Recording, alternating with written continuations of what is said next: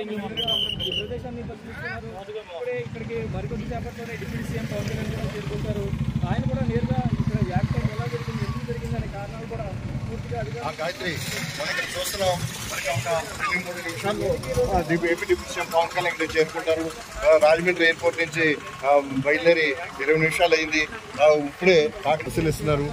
పవన్ కళ్యాణ్ ఏదైతే ADB road ఉందో రాజానగర్ నుంచి ఇటు పెద్దాపురం అలాగే సామర్లకోట పిఠాపురం వెళ్ళడానికి సంబంధించిన రోడ్డు ఇప్పుడే పవన్ కళ్యాణ్ ఇక్కడికి చేరుకుంటున్నారు.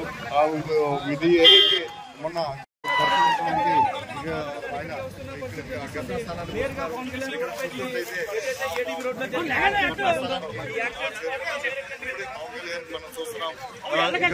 పవన్ కళ్యాణ్ ఇప్పుడు ఏదైతే బైక్ మీద దెబ్బతిని ఇక్కడికి వచ్చారో ఎవరైతే గతంలో చెందారో కుటుంబాలు కూడా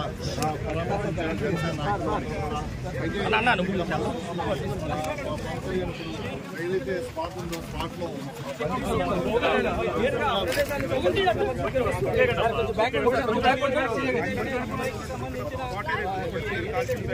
ఏ స్థాయిలో జరిగిందో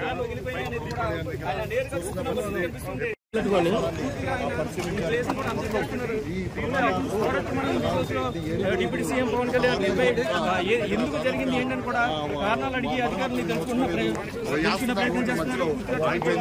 వైసీపీ అధికారంలోకి వచ్చిన తర్వాత ఈ రోడ్డు మరమ్మతులు చేపట్టలేదు. దీంతో మొత్తానికి ప్రభుత్వం వచ్చాక గత 3 నెలల నుంచి కొన్ని డైవర్షన్ ట్రాఫిక్ డైవర్షన్ ఒకే మార్గంలో ఇక్కడ వాహనాలు వెళ్ళి వస్తూ ఉండడంతో కాస్త